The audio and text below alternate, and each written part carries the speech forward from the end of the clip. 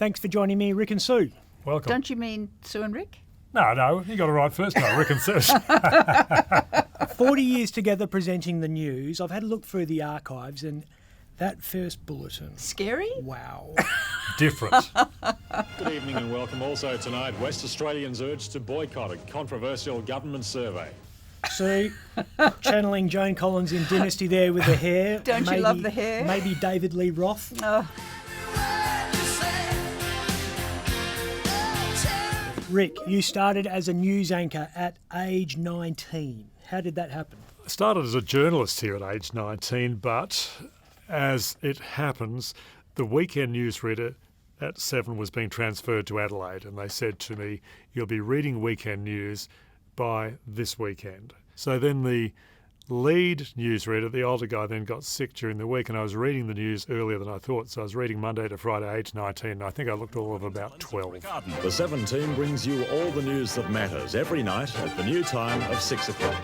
So you were lured from a rival network. I was at the ABC. That's how I started as a radio announcer there. And when Channel 7 decided they wanted to change their time slot and their approach because they wanted a double header news, they approached me to join, and the rest is history. I've changed. Why don't you? Switch to 7 at the new time of 6 for the best news you'll get all day. You started as news anchors, and 4 decades on, you're still news anchors. Yeah. Talk to us about career progression at the 7 Network. Well, Do you think I should be the manager by now? So, Ben, didn't you start 25 years ago as a crime reporter?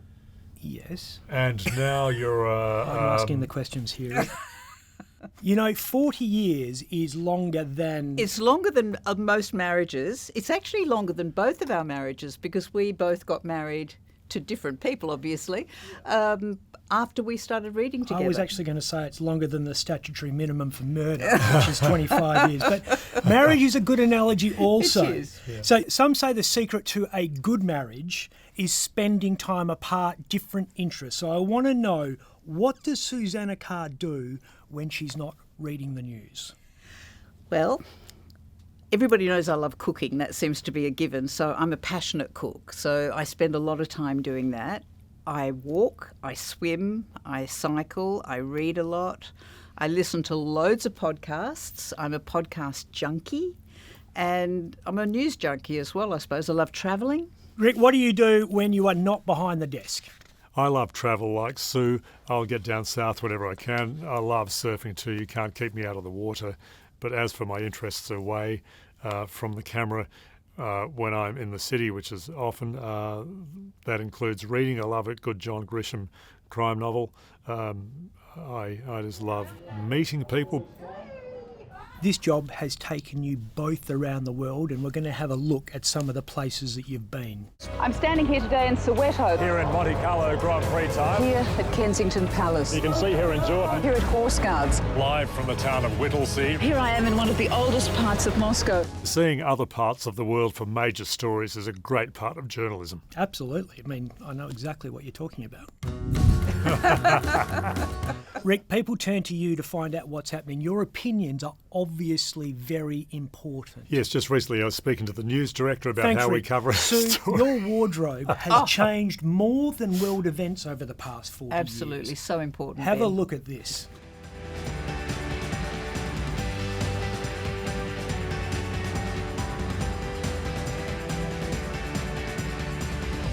Do you have a favourite fashion era?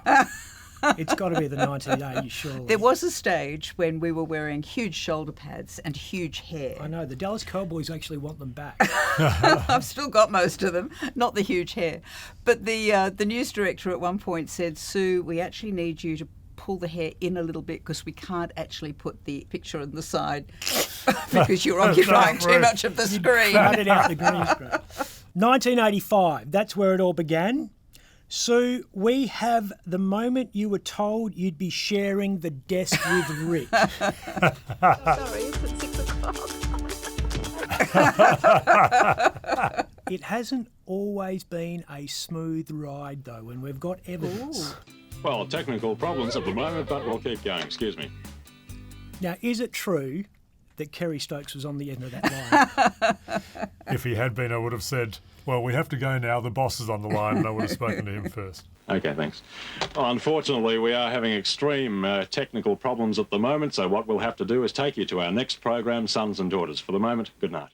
You broke the news. Yep. You actually didn't complete the bulletin. In fact, it made national newspapers. I think it was the first time in Australian history that the news broke down and couldn't be completed. And what you didn't see, quick, get to the next studio, the Newsbreak studio. You've got 40 seconds. So I got there in 30 seconds, sat down, tried to look calm, and then through to the next story. You have a TV monitor there. Nothing. When he says a little studio, it was like tiny. a broom cupboard. Yeah. The other studio had cameramen, floor managers, the whole lot. Hence the phone, no communications except by the phone. It's a bit like the studio you now work in, Ben. We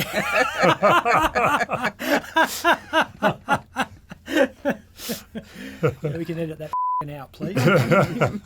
40 years in that time, you have delivered the news with a sense of solemnness and gravity, and you've maintained your composure almost the entire time. Have a look at this. Our newsman looked to have it won till his pancake deserted him at the finish line. The Stephen Bradbury moment in pancake racing there came through the pack.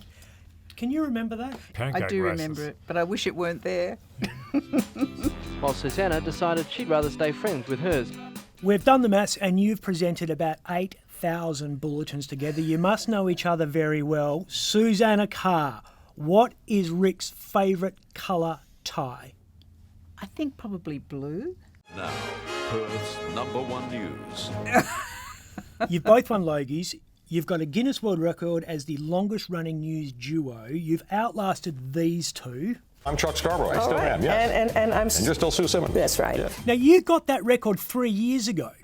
And I think then it was even longer ago than that because, let me tell you, to get a world record, the amount of information they need, I could have joined the American Secret Service. So you've had the world record for a few years now. What are you still doing here? You got it. Each day is a world record. But it's exciting. Every day is exciting. The nature of news is every day is different. I can't think of another job, honestly, where you'd have every day being different and exciting like this. Could you tell us who does the best but first? The best what? But first, But first, But first, but first, But first, but first. but first, that's a tie, so to speak. That's a red tie. Lots of TV shows about TV news. We've had anchors played by Candice Bergen, Jeff Daniels, Jennifer Aniston. Sue, what's your favourite TV show about your job? That'd be Murphy Brown. Hi, everybody. Okay, and Rick? I think you know the answer to that one. Nice work, everyone. Sharp broadcast.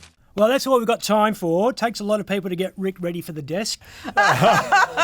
And Sue's got to take to the field as a linebacker in the NFL. Go deep. Thanks for joining us. Thanks for taking the time. Thanks, Brad.